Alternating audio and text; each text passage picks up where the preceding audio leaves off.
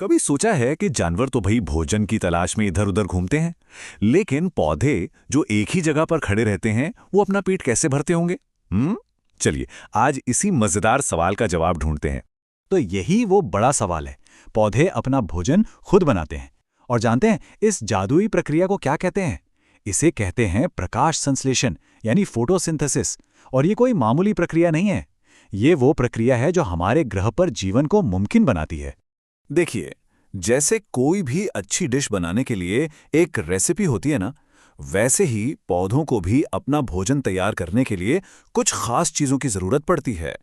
और ये सिर्फ कुछ चीजें नहीं हैं, ये तो समझ लीजिए जीवन का पूरा सार है। और मजे की बात यह है कि इस पूरी जादुई प्रक्रिया को शुरू करने के लिए पौधों को बस सिर्फ चार मुख्य चीजों की जरूरत होती है, ना इससे कम ना ज्यादा। और यही चार चीजें मिलकर जीवन का आधार बनाती हैं। तो ये हैं वो चार जरूरी चीजें। सबसे पहले सूरज की रोशनी, जो कि एनर्जी का सबसे बड़ा सोर्स है। दूसरा पानी, जिसे पौधे अपनी जड़ों से सोखते हैं। तीसरा कार्बन डाइऑक्साइड, जो हवा से पत्तियों के छोटे छोटे छेदों के जरिए अंदर आती है।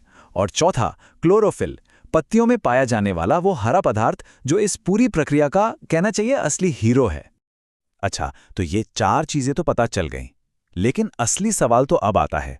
एक पौधा जो हिलडुल भी नहीं सकता, इन सभी चीजों को अपने आसपास से इकट्ठा करता कैसे है? चलिए इसे भी समझते हैं। तो फिर पौधे की रसोई होती कहाँ है? वो होती है उसकी पत्तियों में। जी हाँ, पत्तियां ही वो जगह हैं जहां ये सारी सामग्री एक साथ लाई जाती है और फिर भोजन में बदल दी जाती है। अब देखिए ये पूरा काम होता कैसे है। सबसे पहले पौधे अपनी जड़ों से जमीन के अंदर से पानी ऊपर खींचते हैं। फिर पत्तियां हवा से कार्बन डाइऑक्साइड को सोख लेती हैं। और जैसे ही सूरज की रोशनी इन पत्तियों पर पड़ती है तो उनमें मौजूद क्लोरोफिल एक जादूगर की तरह काम करता है। वो सूरज की एनर्जी को पकड़कर पानी और कार्बन डाइऑक्साइड को मिला देता है और भोजन बना देता है। जब ये सब मिल जाता है तो एक केमिकल रिएक्शन होता है। और इस रिएक्शन के आखिर में दो बेहद बेहद जरूरी चीजें बनती हैं। एक तो पौधे के खुद के लिए और दूसरी हम सब के लिए। तो चलिए अब देखते हैं कि इस पूरी प्रक्रिया का फाइनल रिजल्ट क्या होता है। ये नतीजे सिर्फ पौधे के लिए नहीं बल्कि इस पूरे ग्रह के लिए जीवन देने वाले हैं। तो पहला प्रोडक्ट है ग्लूकोज। यह है पौधे का अपना बनाया हुआ खाना। ये एक तरह की शुगर है जो उसे बढ़ने और जिंदा रहने के लिए एनर्जी देती है। और दूसरा प्रोडक्ट है ऑक्सीजन।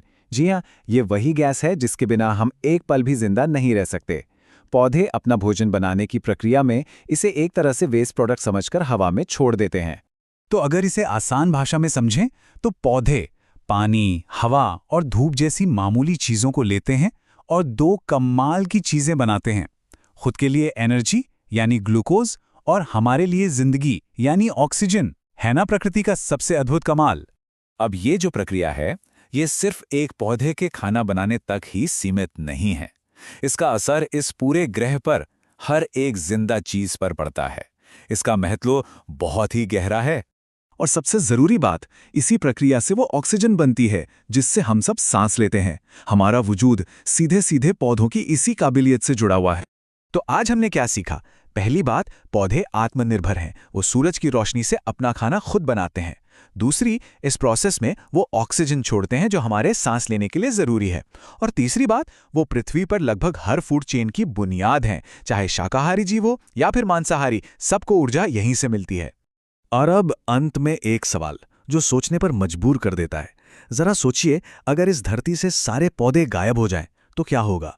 ये सवाल हमें याद दिलाता है कि एक साधारण सी दिखने वाली ये प्रक्रिया हमारे जीवन के लिए कितनी ज्यादा महत्वपूर्ण है।